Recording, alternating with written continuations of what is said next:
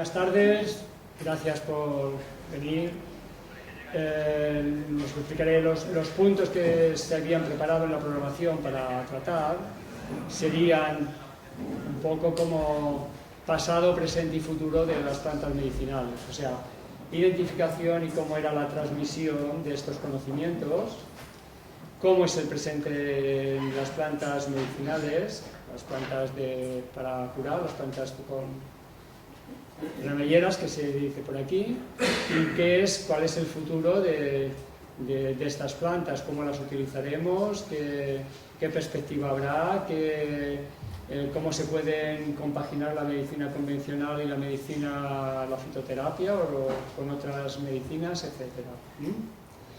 El formato que hemos pensado sería, después del primer punto de identificación y cómo era la transmisión de los conocimientos, podéis preguntar pensando en que si queréis que acaben los 3 puntos, ¿vale? Como yo conozco aquí a muy poca gente, en todo caso, si queréis participar, pues o vamos uno por uno y pasamos el micro y preguntáis, o a lo mejor no hace falta ni micro, ¿no? Porque aquí se oye bien, ¿no? Y simplemente, pues, cuando queráis participar, pues levantéis la mano y lo hacemos así, ¿vale? Pues nada, ahora ya se presentan y empezamos. Bueno, yo soy Esperanza Carrió, soy farmacéutica y he hecho durante 5 años un doctorado en etnobotánica de la isla de Mallorca, que tiene por título Contribución a la etnobotánica de Mallorca, la biodiversidad vegetal y su gestión en una isla mediterránea. Un título de unido. ¿Vale? Yo quiero empezar de una forma para decir lo contenta que estoy de estar aquí, porque estoy entre 2 de mis informantes. Y les quiero agradecer muchísimo su colaboración en lo que es esta tesis, y es un honor para mí estar aquí hoy. Gracias Aina y todas las asociaciones para invitar, y quiero expresar este agradecimiento de la misma forma que lo hicieron ellos, ¿no? Como la dación de un conocimiento que yo siempre lo comparo con cuando vamos a la pescadería y cuando hemos comprado el pescado nos regalan el perejil, ¿no? Tú ibas a comprar una cosa y incluso se te regala, ¿no? Es un acto de altruismo cultural, un acto de solidaridad impresionante, ¿no? Es mi presentación, porque la verdad es que estoy muy contenta de compartir aquí esta mesa con Miquel y Antonio. Yo soy simplemente una aficionada y que disfruta mucho de las hierbas. Soy un amante de la tierra, amo la tierra sobre todo lo demás, y la tierra es muy agradecida y nos da el 1000 por 1 con todo esto de aquí. Y la utilidad que esto tiene es para mí todo. Y mi carta de presentación es esta: soy simplemente una aficionada con muy poco, ¿qué diría yo?, conocimiento. Ya está. Muy modesto, Antonio. Porque es la base del conocimiento, ¿no? Yo pensaba el otro día, si yo tuviese que ir a preguntar por Antonia San Joan, ¿qué diría?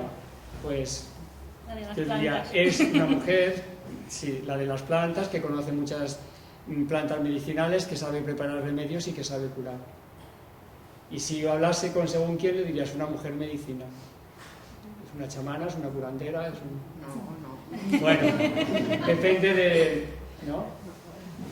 Y bueno, y gracias por Esperanza, y Esperanza pues es una investigadora, ha conseguido cantidad información y yo creo que es una unión como perfecta, ¿no? Que ha sido un poco el ideal de lo que yo me hubiese gustado sería mi método de trabajo, buscar en la tradición e intentar investigar. Yo no voy a hacer farmacia ahora, y hay gente que lo ha hecho, ¿no? Pues creo que es el camino perfecto. Pues venga. Primera pregunta. La primera pregunta pues sería decirse, Antonia, si nos quieres explicar cómo hacías tú para identificar las plantas, cómo venía el conocimiento, cómo ha llegado el conocimiento a ti, quién te lo ha pasado, a quién se lo has pasado tú. Esto, bueno, se nace. Yendo al campo a trabajar, porque en mi tiempo no fuimos niñas nunca. A los 7 u 8 años ya trabajábamos. Sí. No.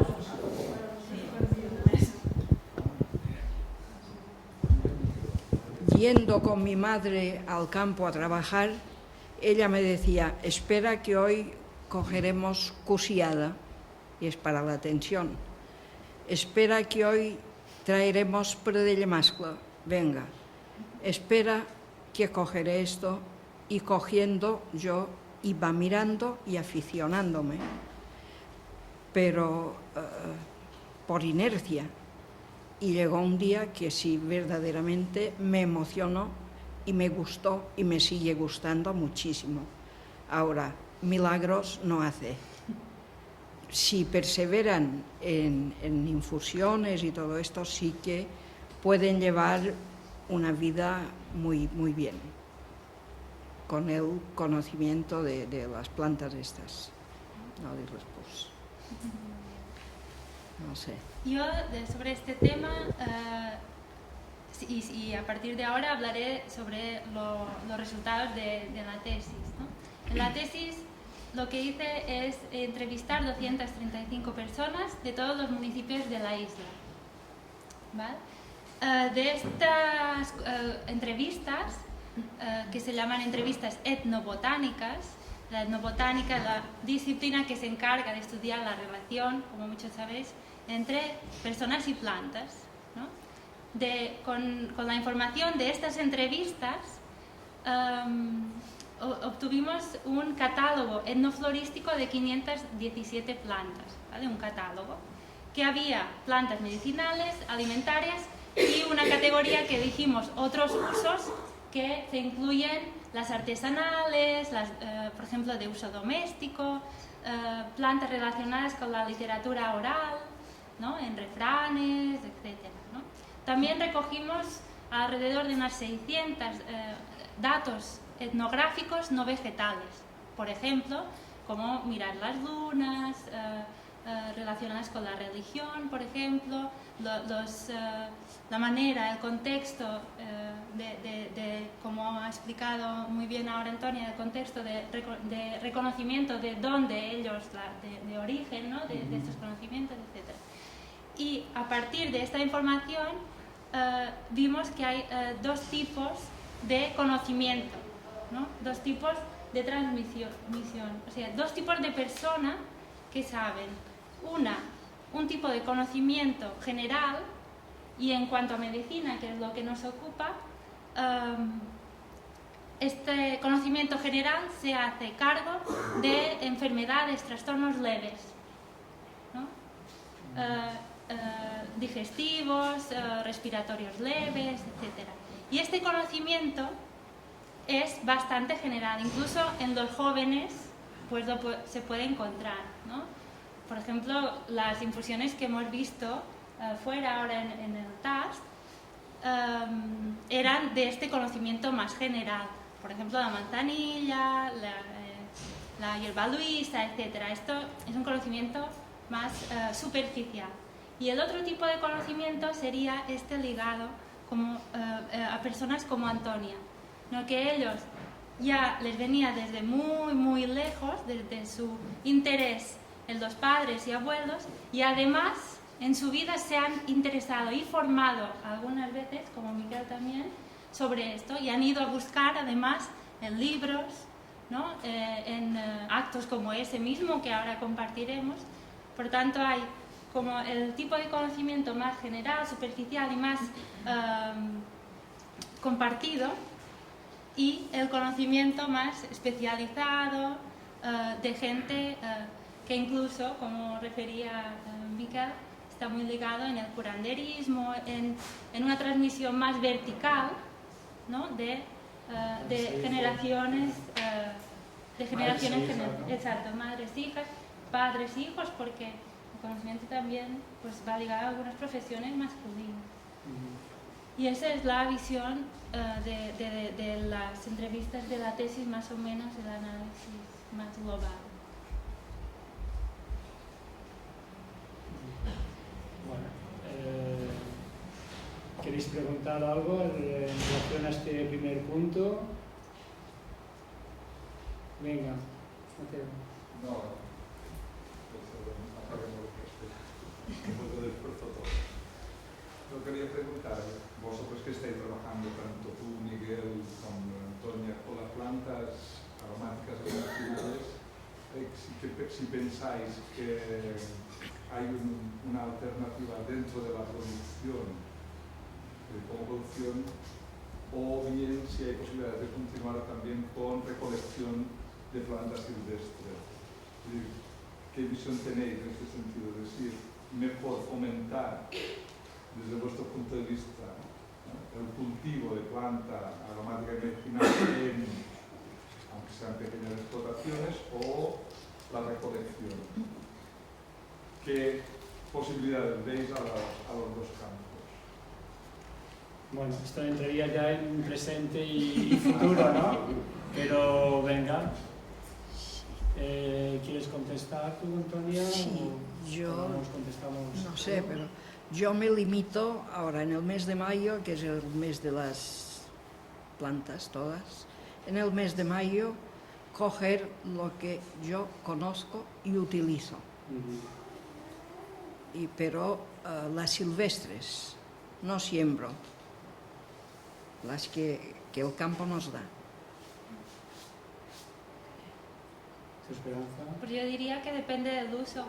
Si es un uso particular, pues no te vale la pena a lo mejor sembrar, no sé, romeros si vives cerca de la sierra, pero no sé, es que depende del uso. Si lo quieres comercializar, pues tienes que mirar los catálogos a ver si puedes, si no puedes. Depende de la especie, del uso, si es particular o comercial. Y si es comercial, pues es mejor tener propio cultivo. Si es particular, pues depende de la especie. Es como lo que el clásico, ¿no? El fonoll marí, el hinojo marino, Cryptmus maritimum, que mucha gente lo tiene en sus jardines, plantadas, etcétera, pero ir a buscar un poquito de hinojo marino cerca del mar, pues no está prohibido para consumo propio. Ahora, si uno pues, se dedica a ponerlo en vinagre y venderlo, pues no, es que está catalogado como especie protegida. Sí, en esto yo creo que hay que ser bastante cuidadoso, porque, claro, es esto, si cogemos 4 puntas de sumidades florales, pues no pasa nada, la planta es una pequeña poda y vuelve a rebrotar. En cuanto, si no tenemos cuidado, queremos recolectar bastante para uso comercial o un uso ya más abundante, y más especialmente, yo no sé las otras comunidades cómo están, aquí en Mallorca, que por una parte tenemos el inconveniente de que hay mucha presión de cantidad de gente que visita, que está en Mallorca o que pasa por Mallorca, 11-12 millones al año, que hay cantidad de urbanizaciones, que hay que ir muy al tanto cuando se recoge por la contaminación, que estén lejos de caminos, etc. Y luego, por cómo está menguando los cultivos. El romero no es que esté en peligro de extinción, pero si se empieza a recolectar de una forma descontrolada, o incluso la camomila, pues hay peligro de de que se continúen extinguiendo especies. Yo ahora, tal como está la cosa, yo aconsejaría que se cultive, incluso para uso particular. O sea, es que además cualquier persona puede tener muchas aromáticas en su casa, incluso con macetas inmacuras y pueden son muy fáciles de cultivar. Yo aconsejaría que se cultive. Incluso aunque sea una comercialización pequeña, mejor cultivar y que lo tienes controlado en sitios que no estén contaminados, que controlas. Y hay zonas que a lo mejor otras comunidades que no, que se puede recolectar. Bueno, más preguntas en relación a este primer punto. ¿Qué plantas recoge el mayo? ¿Qué plantas? He dicho en mayo, pero el hipérico es en junio. Pero lo diré en mallorquín, que es como yo conozco. Yo solamente conozco el nombre popular. Herba de 5 venes, plantatge, rataboll, matapoll, quetzatera, què més? N'hi ha moltes. Els acollim ara en el mes de maig. Els guardem a sombra i quan estan constipats anem al plantatge. Plantatge, mollera roquera, etc. Quan tenim els problemes aquells ja de les vies urinàries, anem en el tomillo, que li deim, que també va molt bé el tomillo per les vies urinàries. El tomillo, entendéis, porque aquí se usa para el Thymus vulgaris, tomillo, el nombre en castellano. Hasta ahora ha hablado de las, si lo habéis entendido todos, ha hablado de las plantas que ella recoge en mayo, que mayoritariamente son plantagos, alguna, la parietaria también, que se usa en trastornos urinarios, y los recogen y se ponen a la sombra. ¿Qué más, Antonio? En cambio, la hierba de San Juan es para junio, es en junio. cuando florece. Sí, con la particularidad de que no se cogen todas las flores. Siempre de las flores la mitad. Las otras que hagan semilla. Bueno, esto es una visión ecologista, ¿no? No podemos cortarlo todo, hay que dejar que la planta siga produciendo. Sí, sí. O sea que el ecologismo como organización no ha nacido ahora, ¿eh? O sea, los payeses son para mí los auténticos ecologistas, que son los que han plantado árboles, que son los que han sembrado, que son los que lo continúan haciendo, y lo otro como base y actividad, pues ya está bien, ¿no? Pero vamos, la gente del campo tenía este conocimiento y lo aplicaba de forma innata. Y respondiendo un poco a la pregunta, ¿qué plantas se recogen en mayo? Así, siguiendo un poco el discurso de Antonia, para mí hay mínimo 12 plantas que son el botiquín mallorquín de uso, y más o menos también sacado de los resultados de la tesis, o sea, de Antonia, Miquel y de todos los informantes, que son la primera, la camomila, que es la manzanilla. Sí. A ver si entre los tres hacemos este botiquín de oro, ¿no? La manzanilla se recoge cuando... Sí. Florece, mitad de junio. Sí, últimos de mayo, principios de junio. Sí. Y esta es la estrella top mega Sí. de lo que decíamos allí. Vamos a entrevistar a una persona, tenga la edad que tenga. Mayoritariamente hemos hablado con gente pues más mayor, nacida en los años 1930, 1940, esta es la media de edad. Pues la manzanilla siempre aparece en primer lugar, y siempre para trastornos digestivos. Es este conocimiento que decíamos antes, general, superficial, ¿no? Primero empezamos así. Después la siguiente, La hierba luisa también. la hierba luisa, por ejemplo, ¿no? y también tiene un uso más o menos similar. Igual, ¿no? sí. La segunda, la que aparece en el trabajo, a ver si es la misma que pensáis, es el olivo. Sí. Es, Para la tensión. es para la tensión, porque aquí en Sí, Mallorca me sí. gusta mucho comer cerdo. ¿Y qué pasa? Que tenemos, bueno, y en muchos sitios, ¿no? Sí. Pero rebaja la tensión. Y la reina es las hojas de olivera, Las hojas de olivera, de olivo, del olivo. es una de las que incluiríamos en el botiquín. También, y se usan, como hemos dicho también en las infusiones, en número impar, tanto siempre, ¿eh? Los números impares curan, Sí. ¿eh? Es como el resumen, ¿no? Y todo esto en infusión, normalmente. Después, la tercera o cuarta sería el limón, el limonero. También para la tensión. ¿No? También para la tensión, tanto las hojas como el propio limón. Y eso es bastante general. En Cataluña, que también colaboramos así, con estudios endobotánicos, aparecen casi las mismas, ¿no? Es muy de la cultura así. En Cataluña aparece siempre, casi de las primeras, la farigola, el tomillo. Aquí no tanto, porque el tomillo aquí no es silvestre. Por tanto sería manzanilla, el olivo, la hierba luisa, las hojas o el limón mismo, que prepara Miquel, la caléndula, ¿no? Caléndula, sí. Sí. La caléndula, que aquí se llama llevamans, Sí, las tenemos. que aquí. dicen que también se puede decir llevamals, que denota que quita males, ¿no? Que denota este carácter medicinal. Sí, además se El utilizaba cuando los podadores iban a hacer las podas, pues si se hacían cortes, cogían un puñado de sumidades floridas, flores y hojas, y se hacían un emplasto.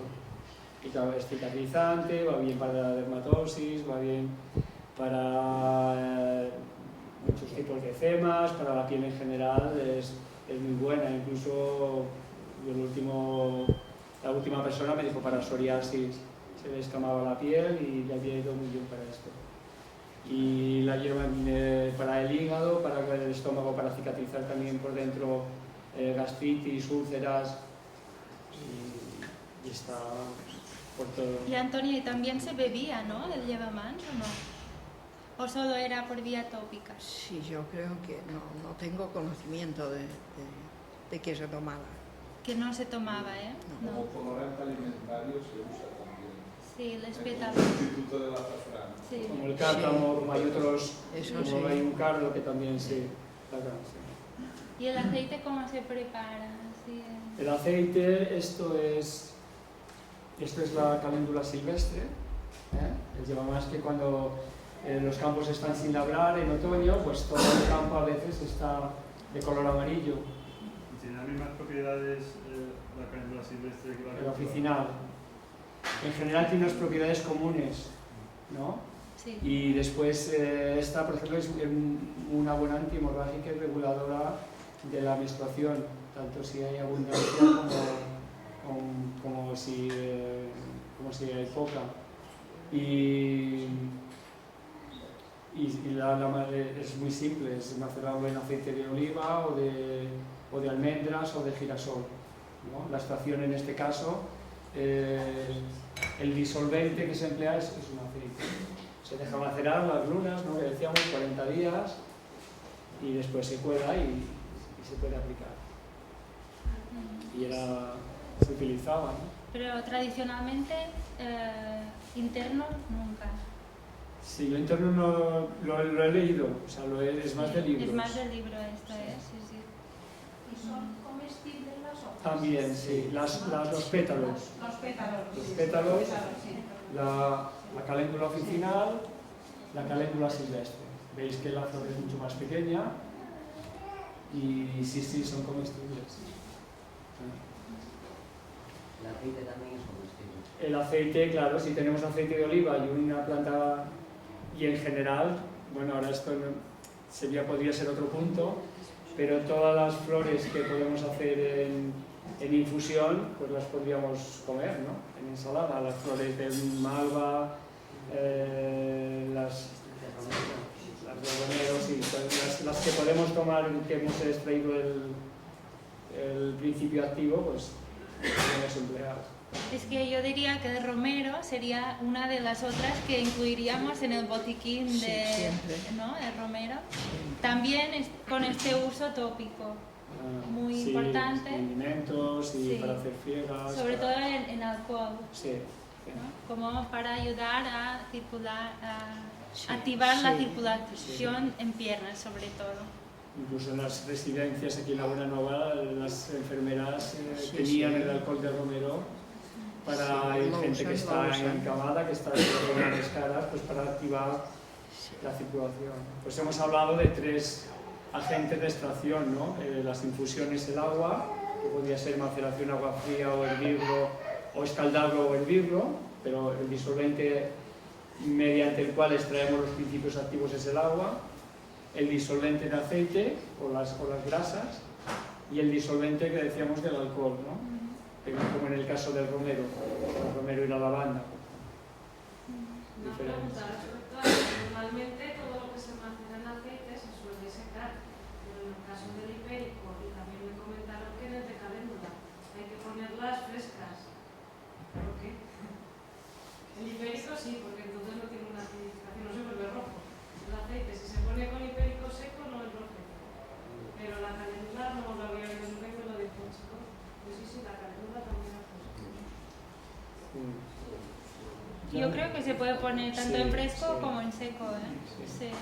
No de perder principios activos. No. Sí, pero normal, ya.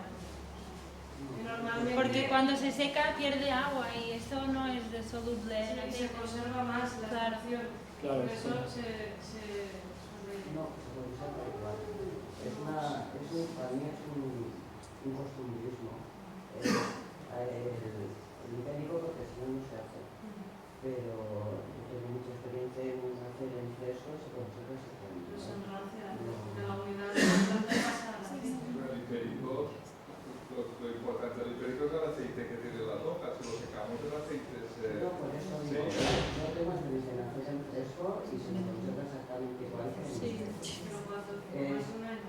Sí, sí. De todas maneras, los principios activos después de un año se pierden. Y los aceites también, más de un año... Se enrancia. Claro. Gente se enrancia.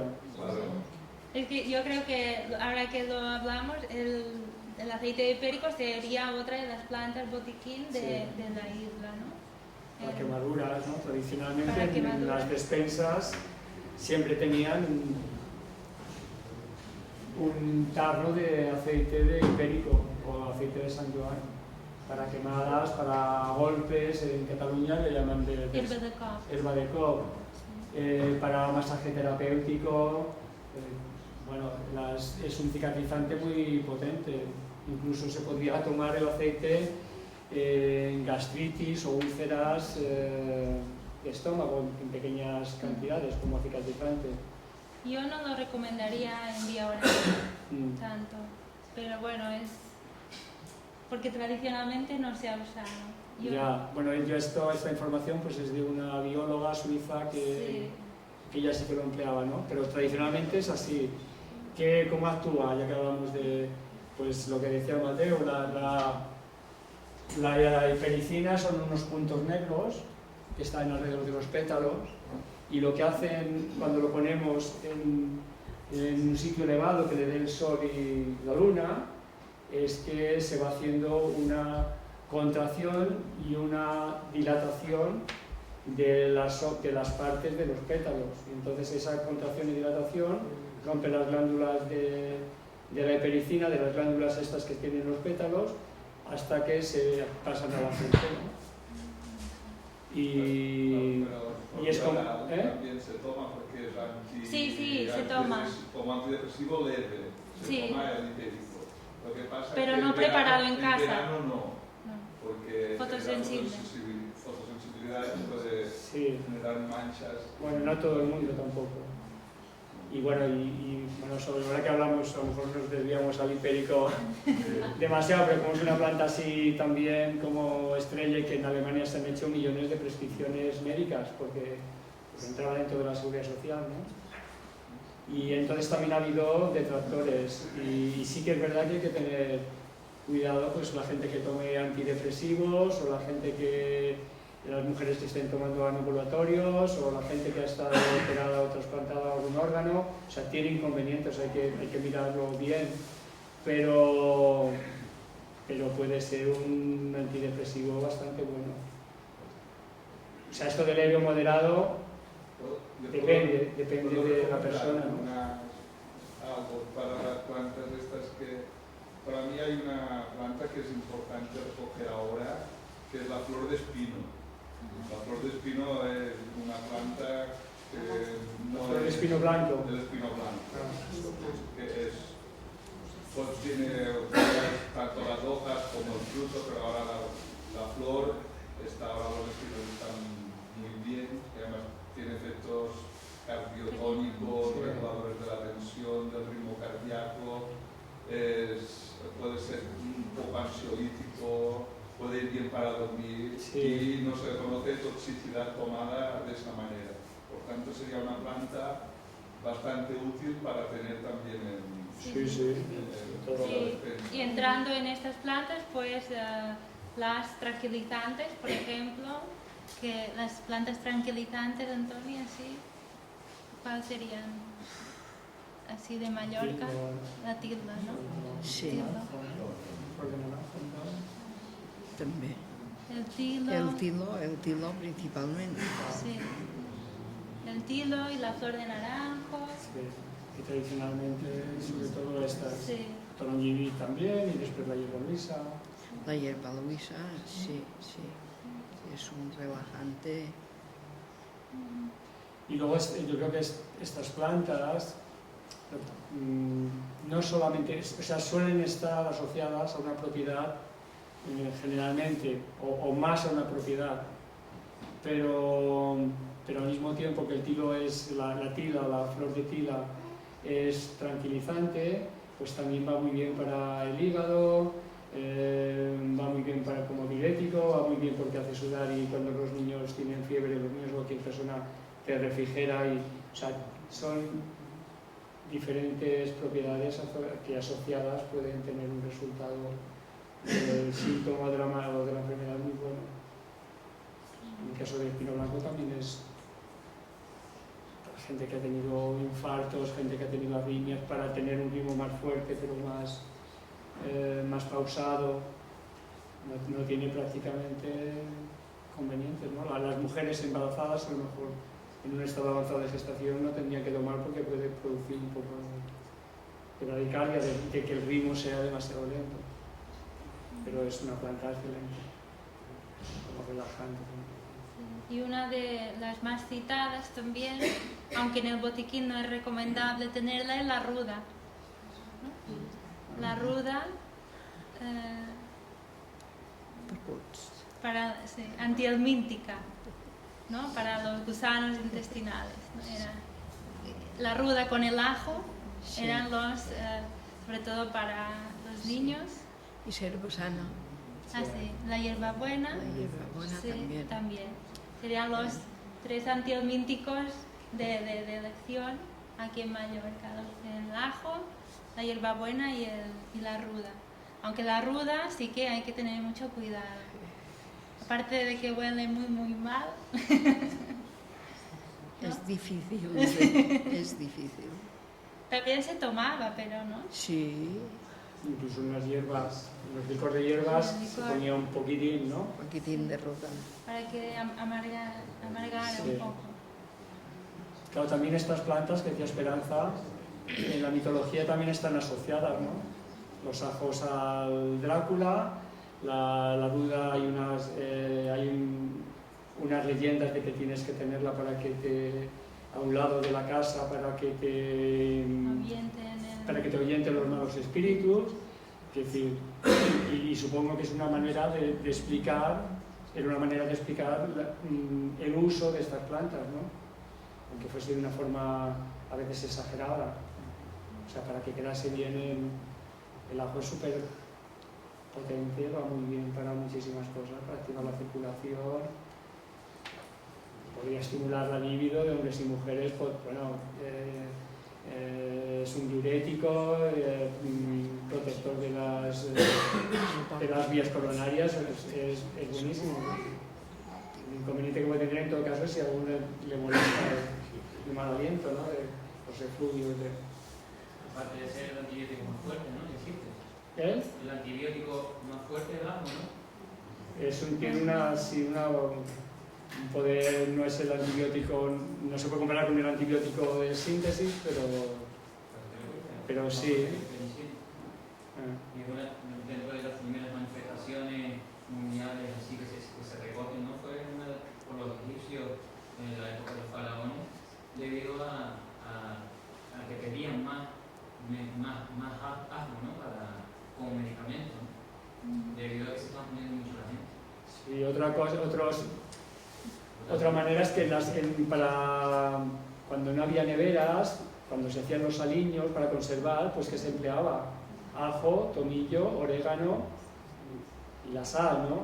Que es cloruro sódico, que es el cloro, que es un desinfectante. Y es una manera de prevenir la pudrición de los alimentos. O sea que sí que hay una asociación, aparte de los derivados de azufre del ajo. O sea, que está relacionado, simplemente hay que encontrar los eslabones entre la tradición y la leyenda y entre la medicina y la ciencia. alimentación. Sí. Porque normalmente las plantas actúan como medicamentos, ¿no? Sí. O alimentos funcionales, o Claro. medicamentos. Sí, lo de Hipócrates, ¿no? Claro, el limón, hay muchas curas de limón, ¿no? La cura del hígado con aceite de oliva y limón, y el limón es un alcalinizante. Sabéis que lo que se llama el pH, la cantidad de hidrógeno que tiene la sangre, pues tiene que estar a un nivel. Eso de pH no suena de las piscinas y del agua y todo eso. Bueno, pues en la sangre también tiene que estar un pH de 7,3. Bueno, pues el limón alcaliniza, o sea, la carne acidifica, las harinas blancas acidifican, la bollería industrial acidifica, las bebidas alcohólicas y gaseosas, todo esto acidifica. ¿Qué pasa? Que si el pH baja de 7 ya hay un peligro, esto es un extremo, ¿no? Pero quiero decir que el limón de forma natural es un ácido, pero que equilibra, que alcaliniza, que está dejando los fluidos de la sangre y de las células estables. O sea que había una sabiduría ahí en el uso del limón y de la hoja de limón. En todas las casas había un limonero en el corral, junto con las hierbas aromáticas, ¿no? Con el laurel y el tomillo y todo esto había es un alimento, medicamento potente. Una pregunta, perdón. Yo ahora lo que veo es, se están popularizando mucho, por suerte, las plantas también medicinales, pero también me da un poco de miedo que ahora todo el mundo tiene acceso a toda la información. Y hay información que no tendría que estar en manos de todo el mundo. Yo es que me lo encuentro, y en según qué plantas, todo el mundo, como son naturales, todo el mundo utiliza todas las plantas, hay un peligro. y a mí hay alguna planta que me da miedo. De que a mí me han pedido alguna planta y no la he querido, Sí. ¿no? Porque saben que yo sé dónde está y que es que esta no se puede utilizar, según qué planta no la puedes utilizar. En caso, nosotros es de bofalera, que se utiliza para el tratamiento de hepatitis. Señor, sin ningún conocimiento empezar a pedir que le bajes hierba bofalera, que puede ser peligroso incluso. Y lo veo un poco, como son plantas y son naturales, pues no hacen daño. Pero es que yo pienso que no se trata de desinformación. O sea, si hay desinformación es peor todavía. Yo soy más partidaria de informar, porque el que usa y se arriesga normalmente es por ignorancia. que sabe un uso de la planta pero no sabe de su peligro. Entonces yo soy más partidaria de informar y yo no soy partidaria de prohibir, ¿entiende? Y de quitar, porque precisamente los ignorantes son los que se intoxican de setas, es otra cosa igual, y que conocen se intoxican, porque se cuida mucho de prevenir. Entonces yo no creo que la falta de información hace que la gente no se intoxique, sino al contrario. No conocen y se intoxican más. Yo no soy partidario de prohibir nada, pero es que cada uno sea consciente de que Pero esta para que seas hierba... consciente tienes que tener información. Si no sabes, no eres consciente nunca. Si sabes, puedes llegar a la conciencia. Yo el problema, bueno, a mí me parece que sí que tiene que haber información. El problema es que ahora a veces hay una indigestión de información. O sea, que te metes en internet y puedes encontrar cualquier cosa. Y entonces sí que puede haber una tendencia pues, a decir, bueno, esto es natural, pero es que si te tomas esto, una cucharada de manzanilla o porque la camamila, sobre todo aquí, la santolina, que es potente, pues te puede dar un mal de barriga, o de romeros, y por muy natural que sea, ¿no? Y yo esto, por ejemplo, pues yo estoy en un instituto como docente y veo, por ejemplo, pues con el uso del cannabis. Es una planta, es muy potente, pero el cannabis, el tetracannabidiol puede ser cancerígeno, es cancerígeno, vamos. Y entonces, como es más sano que el tabaco, como parece, hay una aureola ahí de que es una planta natural, es más, no es tan perjudicial como el tabaco, y alerta, porque hay plantas que pueden ser, son mortales. Entonces, por una parte, está todo al alcance de todo el mundo, parece que puede ir todo el mundo como al Corte Inglés a comprar de todo y tú te miras la información y te automedicas, y entonces quizá lo que falta es este eslabón intermedio de... Yo quería decir eso, que lo que natural te no pueda es decir, inocuo, a ver, lo sabemos esto, todo. y entonces si vas Pero a las fuentes... aquí está te puede lo decir, interesante. Hemos ido a internet, pero a la abuela hemos hablado con ella, con la abuela. Hemos ido a internet a buscar de la caléndula, no sé qué, pero sabemos que aquí se llama llevamans, que tiene un uso que viene de aquí, de allí, porque la tradición también es ciencia. Por tanto, yo creo que las dos posturas son buenas, y una por ser protectora y la otra por ser no prohibitiva, ¿no? Pero No, pero es que yo no me refiero a prohibir, o sea, a la información. a la Sí, información, la información. exacto. Esto es muy peligroso, Sí. y esto no te puede Exacto, enfermar una exacto. planta. O sea, Sí, sí. precisamente también es información decir que no todo lo natural es fantástico. Exacto. Y que la medicina natural hay que echar mano de los profesionales. Sí. No te tienes que medicar igualmente. Exacto. ¿no? Porque eso es información. Yo pienso que todo lo natural es fantástico. Todo. Es la dosis de La realidad. dosis también. Le iba a preguntar a Antonia, ¿qué tenían antes para el dolor de muela? Etcétera. Quiscai, I a totes les cases. sí, i quetzatera. Quetzatera és una planta, no sé com se diu.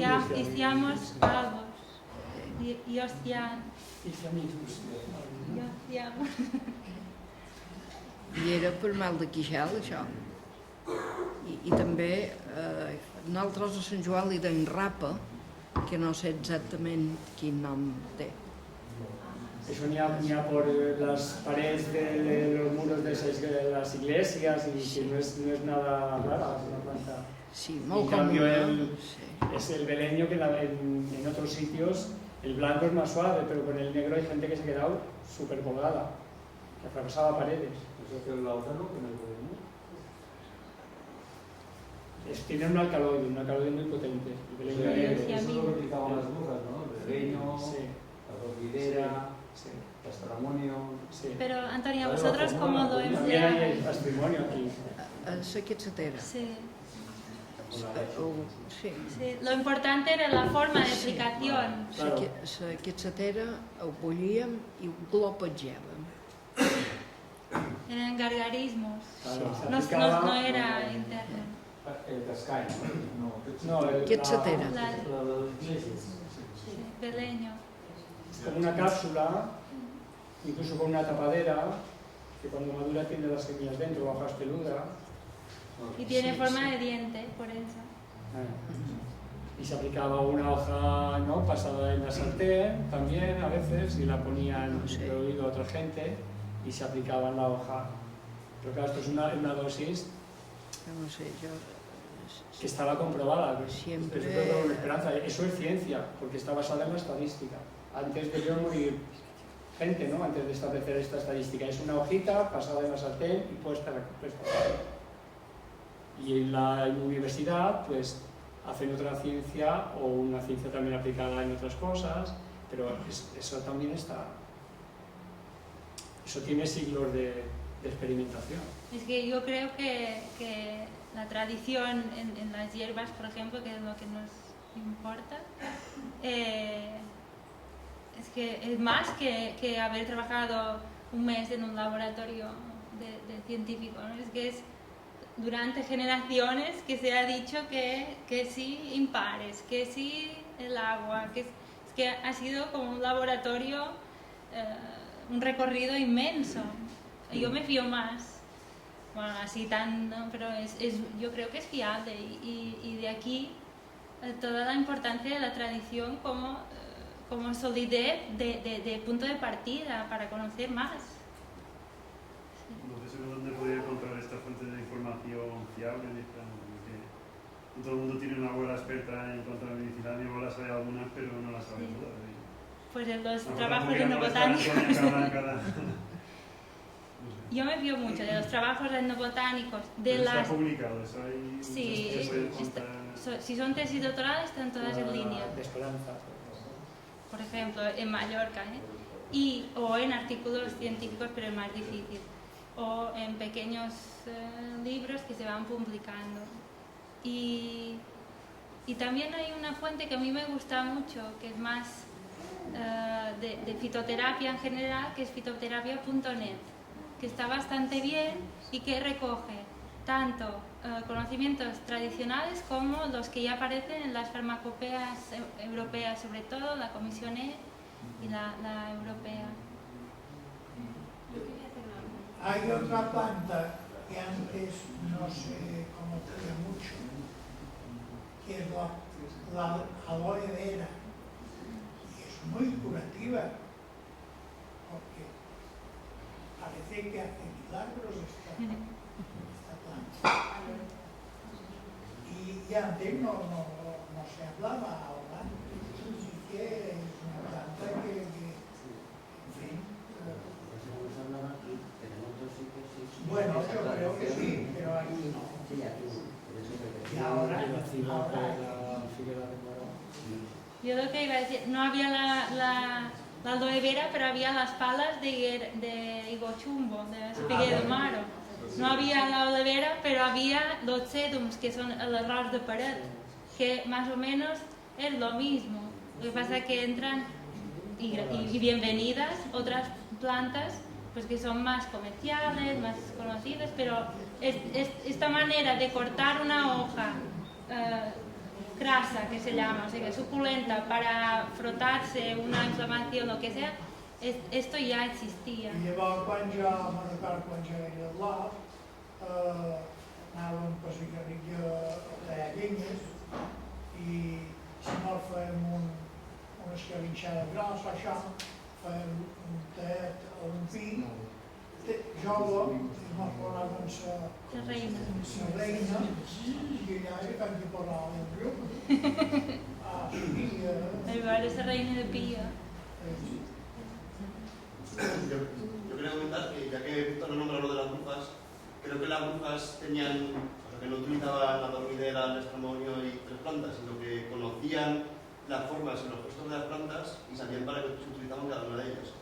Entonces, en un periodo, bueno, en una evolución del ser humano, hubo un momento que se persiguió el conocimiento y se aniquiló.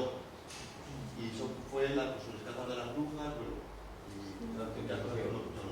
Y la otra cosa que quería comentar, lo del impar y el par, alguna vez he escuchado a alguna persona que el par significa parada y lo que quieres es avanzar. Por eso lo de impar, lo del movimiento. Como que cuando estás en forma estás bloqueado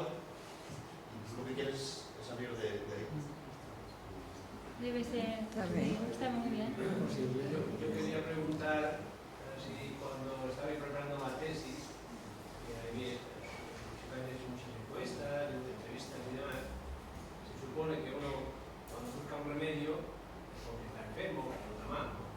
Si algún informante, en lugar de dar el remedio, os decía por qué estabais enfermos.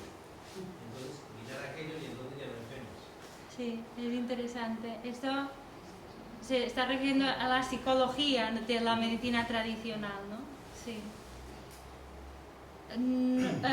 Claro, nosotros, el objetivo del trabajo era buscar una trilogía: informante, planta, uso.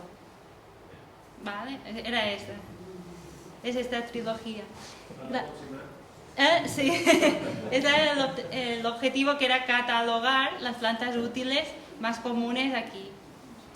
Por tanto, fuera de esto, porque cuando vas a hablar con un informante y tal, no te dice planta, uso, informante, no te lo dice. Es una conversación dirigida al mundo de la planta, pero abierta a lo que pueda salir.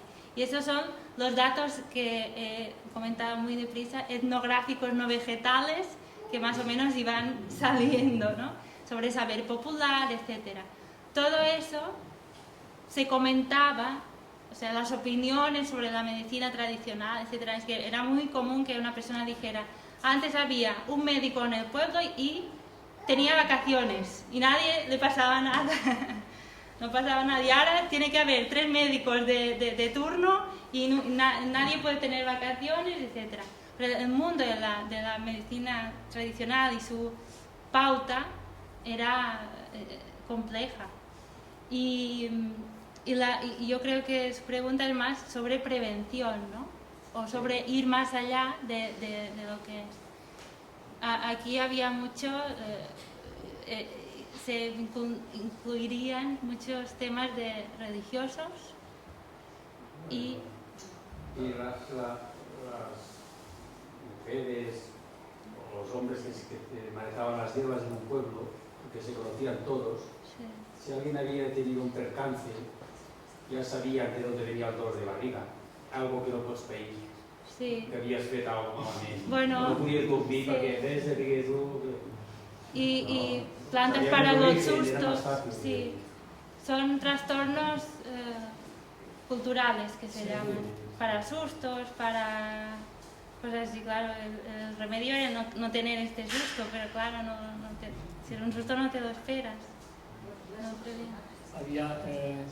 Sí, es que habéis comentado lo de la dosis y yo nunca me había planteado que a lo mejor tomarte 5 manzanillas seguidas podía ser malo, ¿no? Y habéis dicho que incluso puede, si la dosis no es adecuada, puede hacer daño, ¿no? No sé si, yo me pregunto, yo que soy una persona joven que no tengo ninguna dolencia y que a lo mejor no voy a tomar una planta medicinal para una cosa, ¿cuál sería un poco la dosis diaria, por decirlo así? ¿O qué planta me recomendaríais? Pues mira, si te tomas una infusión de tomillo cada día, pues esto no te va a hacer daño y te va a prevenir. No sé si hay una fórmula así tan exacta, pero como yo no me había planteado esto de que a lo mejor tomarme 3 manzanillas al día me podría hacer daño, pues me gustaría saber, a lo mejor, Antonia. Bueno, claro, Antonia. Sí. En casa siempre nos decían que 3 o 4 días a la semana y 3 o 4 descansar y 3 o 4 tomar. 1, 2, 3 tazas diarias, tacitas, no una taza. Tacitas diarias se puede, pero siempre descansando la mitad de la semana. No un uso prolongado. Si tú miras en el libro, a lo mejor te habla de 30 gramos por litro, muchas. Pero las dosis que dice Antonia son mucho más inferiores. O sea, sería un poco el sentido común. Si vas a tomar infusiones, no tomes cada día, o al menos no tomes cada día muy cargadas, diría yo, ¿no? O sea, si tomas cada día, pues muy suaves. Pero yo también al principio, cuando iba a los mercados a vender y me informaban, decía, de esto 3 días, 3 infusiones. y buscaba y decía, joder, pues si esto no tiene un principio activo tan potente como para tener que tomar solo 3 infusiones. Pero bueno, también hay una parte de memoria. El cuerpo tiene memoria. Es decir, que hay una parte de esa infusión que te tomas que a ti te puede servir para más tarde. Y por otra parte, si te vas a tomar, yo qué sé, cada mes una planta de curativa, pues vale más tomar dosis pequeñas, ¿no? Si simplemente es como prevención, a lo mejor luego en un caso, pienso yo, de que hubiese una infección, a lo mejor sí que había que atacar y poner más, ¿no? Hablábamos aquí cuando tomábamos las infusiones. Si, aparte de plantas que solo las podemos recoger a un tiempo del año, las otras, las que tenemos a disposición, ¿qué recomiendas tú? ¿Fresca o seca? A mí me gusta más fresca. A mí también. Fresca. Bueno, Naina ya me decía que pasásemos al último punto. Bueno, no me lo ha dicho Naina así, pero... Y entonces ya nos pondríamos, ya hemos visto pues, la transmisión, cómo venía, hemos hablado del presente, de cómo se utilizan y vamos al futuro, cómo vamos a utilizar estas plantas, cómo pensáis que pueden convivir o están condenadas a encontrarse la fitoterapia o las medicinas naturales por extensión, pero en este caso la fitoterapia y la medicina convencional de medicamentos de síntesis. ¿Cómo vamos a utilizar la fitoterapia? ¿Cómo pensamos cómo va a ser en un próximo futuro el uso de estas plantas? ¿O cómo tendría que ser? Yo creo que mientras haya gente que cree en ello, perdurará. O sea que esto no se muere así. ¿Y el uso? ¿Como hasta ahora? El uso, igual, sí. Para mí. Sí, sí. Sí. Yo creo que muchas plantas de estas curanderas se van a morir porque tiran demasiado insecticidas. O sea, que lo mata todo. Y hay muchísimas plantas que eran y no están. Y dentro de 10, 20 años habrán desaparecido Pues, muchas. quizá de ahí la necesidad de tener, si tienes un jardín, una pequeña colección al menos de las que tú encuentres que son más, te decía Esperanza, de este botiquín casero, ¿no? Es por esto que te sirven de repelentes, que te sirven de digestivas, que van a desaparecer del mapa porque son insecticidas que matan. Bueno, pero por otra parte, perdona, un segundo. Por otra parte, por ejemplo, hay una empresa aquí en Mallorca, Bionórica, yo no tengo nada que ver, pero que está promoviendo el cultivo de plantas medicinales muy reconocidas. De cardemariano, de vites, de tomillo, de equinacia, etc. Es decir, que bueno, por este lado puede ser un poco pesimista, pero por el otro lado se está cultivando y tendría que hacerse en ecológico o a unas muy buenas prácticas agrícolas. Y esto pues puede ser todo lo contrario, nos puede permitir tener al alcance de nuestras manos unos medicamentos tan buenos como los medicamentos de síntesis y sanos, ecológicos. Porque la gente que puede tener un poco de jardín admita las plantas, o sea que diga yo voy a sembrar esto y esto que son curanderas y esto es una manera. Es una manera, quizá las dos, ¿no? Una para abastecer a un gran mercado y otra para abastecerte a ti mismo. Pero a ver qué pensáis, perdona. ¿Existe algún estudio acerca de una comparación de los principios activos en el pasado y ahora en las plantas medicinales en general? Porque en la India se dice desde los años, en los tiempos de la Ayurveda, que con los años se irán perdiendo los principios activos y cada vez más. No sé si se ha hecho algún estudio. Aquí en Mallorca no. Porque sí que pues, se sabe que la salvia, a lo mejor de cada 2 años, si tú quieres tener una salvia potente, pues cada 3, o si no son cada 2, cada 3 o cada 4, pues La puedes reproducir y plantarla en otro sitio, tener una planta nueva, porque se va agotando. Y más en Mallorca, en las islas, las plantas están muy forzadas. Tenemos un clima que hace que tengamos una floración muy larga, incluso 2 floraciones en primavera y en otoño. O sea que... Perdón, este estudio en la India es en planta silvestre. Se habla de Ayurveda, las plantas medicinales silvestres y más silvestres. Más silvestres. Yo creo que las plantas como primera opción de autoatención a nivel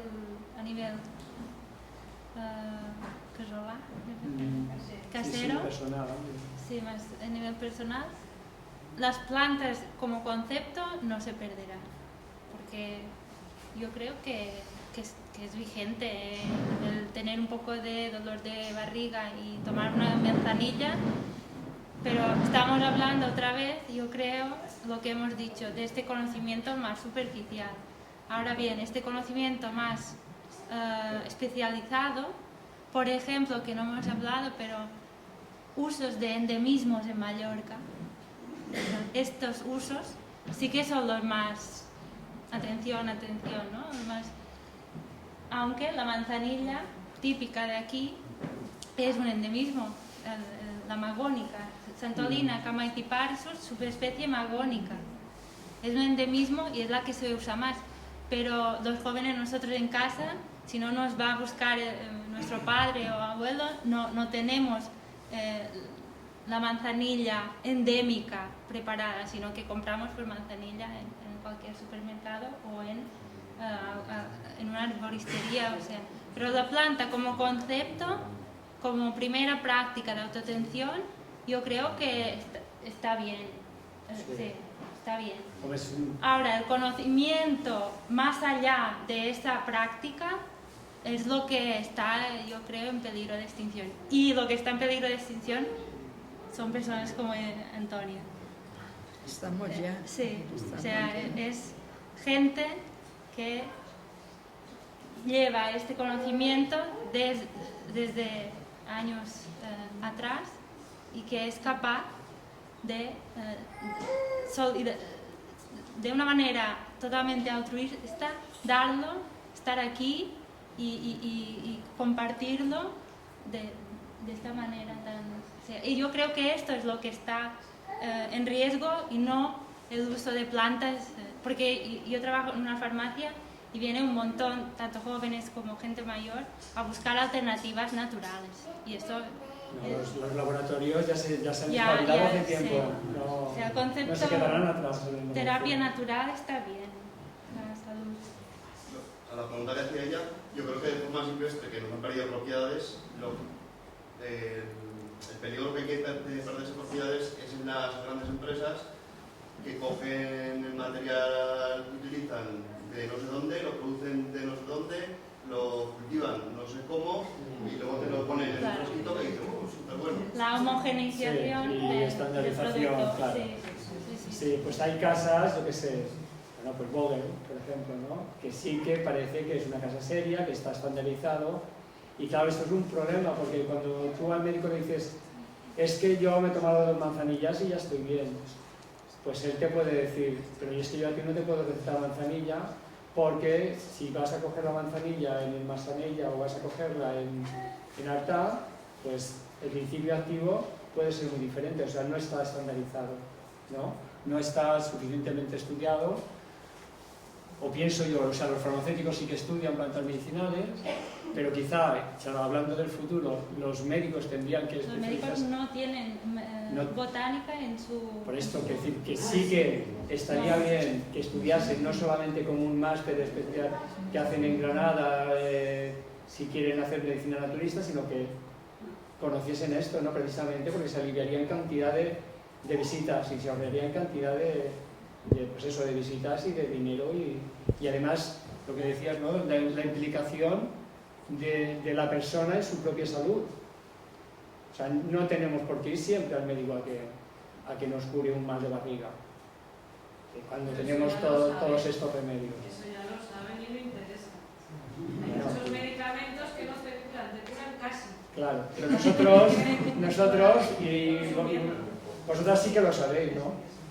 Y entonces nosotros sí que podemos ser los agentes de nuestra propia curación. Yo voy a tener mi huerto, voy a recoger mis plantas y estas cosas me las voy a curar yo.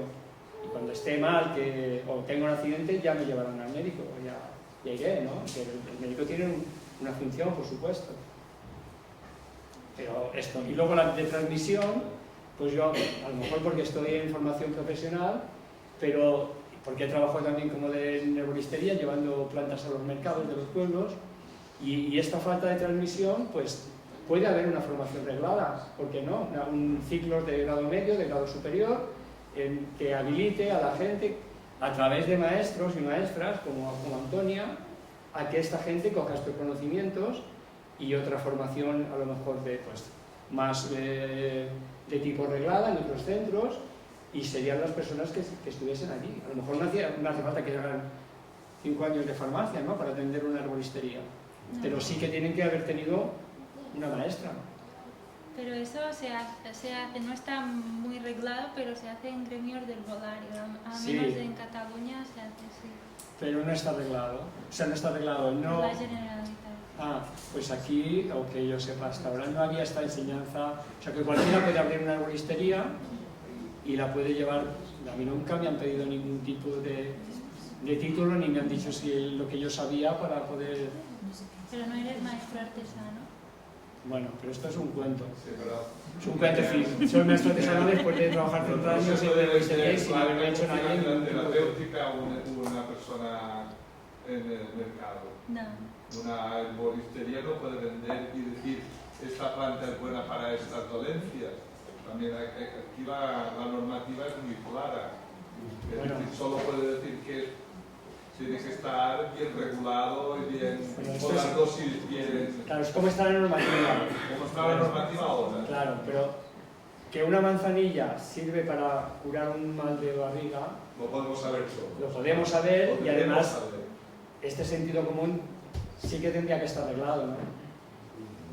Yo creo que más que arreglado lo que es urgente es impartir la información, por lo menos otra vez de boca a boca, de curso a curso, porque yo, que soy también una botánica, informadoras como ella, yo ya me he encontrado que se han muerto y sus hijos de mi edad, que tienen no de su edad, sino mayores, que cuando yo tenía 30, 40 años me han informado, me han enseñado a los 25, y sus hijos que tienen mi edad, que tengo 53, no saben nada. Y la han comido, la han usado. Eso lo tengo que enseñar yo. Pero bueno, es la hora de que transmitamos, que igual que las plantas se han perdido más del 60% de las especies, por lo menos en la península de herbáceas, por el tipo de cultivo, como decía él. Sí es verdad que se están perdiendo cada día un montón de especies, porque incluso en muchas formas de cultivo agrícola ecológico se apartan las silvestres. No se tienen tan en cuenta las silvestres como se debía tener, no solo para el control de plagas, sino para que existan, para que sigan existiendo. Entonces yo creo que ahora yo abogo por sembrar, por el que no tiene medicinales que las ponga, el que no tiene comestible que las introduzca en los huertos, no solo en los jardines, sino en los huertos, que se haga otro tipo de agricultura para que ellas existan, para que exista todo el ciclo, porque sí es verdad que hay un problema ecológico grave.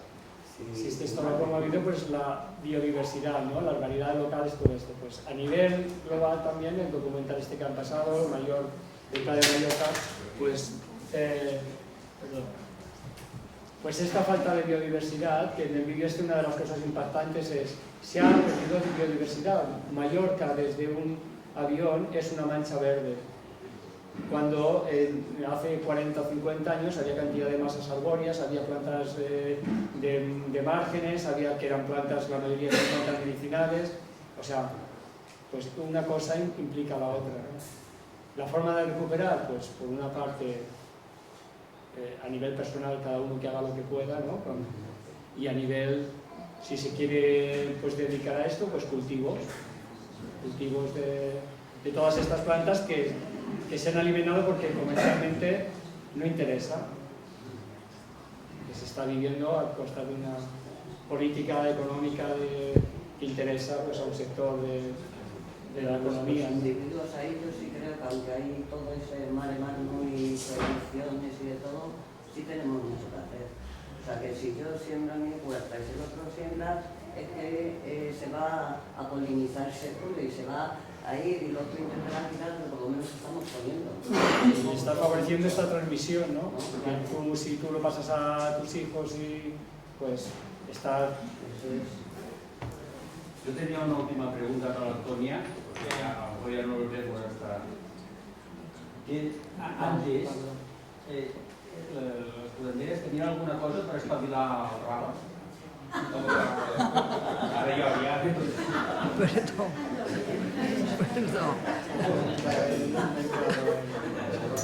He dit en un principi que era una aficionada, no una curandera. Una aficionada. Per tant, d'això no en sé. No sabe, no contesta. Els cards van molt bé. A les ortigues. A les ortigues. Les ortigues. Bé, pues... venga, una darrera pregunta y hemos dicho que han de tancar... O venga. Mañana hay una exposición botánica, medicinal, de reconocimiento, que se están haciendo muchas cosas en la isla.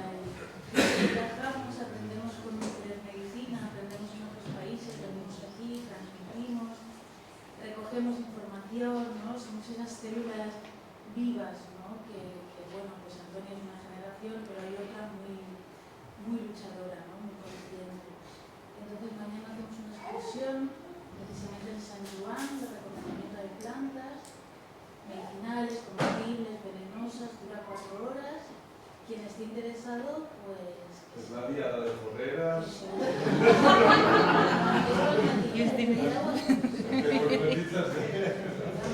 No sé, creo. Pero que pasen cosas. Gràcies.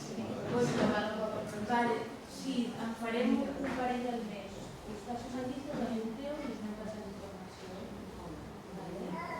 Bueno, pues muchas gracias. Parece que la mejor respuesta contra este pesimismo de que se están perdiendo plantas es esta, ¿no? Es el interés que pueda haber. Es la mejor respuesta, creo yo, ¿no? Pues si queréis despediros ¿no? o lo que sea, pues ya cerramos.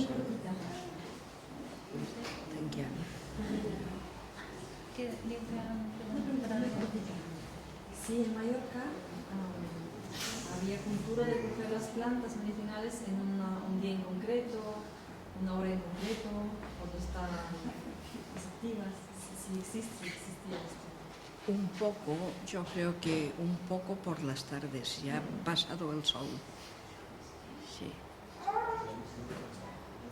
Estaba lo de la isla de San Juan, ¿no? Que Aquí han preguntado si había una hora o día concreto de recolección de plantas. Antonia ha dicho que mejor al atardecer y después dependía de la planta, como hemos visto en la hierba de San Juan, por ejemplo, o las hierbas de mayo en general. ¿No, Antonio?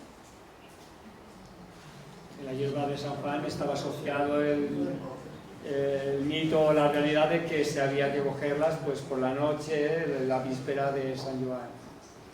Y luego estos días señalados tenían lo que se decía octava, 8 días antes, 8 días después, cuando todavía estaba en pleno. Bueno, pues... Hay un libro que es el boletín de las aras. Es un libro que está referenciado a Formentera. Yo estoy catalogado, pero yo creo que es un libro que siempre que lo conozcáis. Que seguramente a lo mejor por internet se puede conseguir, o un libro de ocasión, porque es un libro muy interesante. ¿Cómo se llama? El boletín de las aras. El boletín de las aras. ¿Sabes el autor o la editorial? Clara Castillo. Sí, y solo lo puedes encontrar aquí en Palma, solo quedan, hay muy pocos ejemplares, están en Cortiles de Palma. Justamente.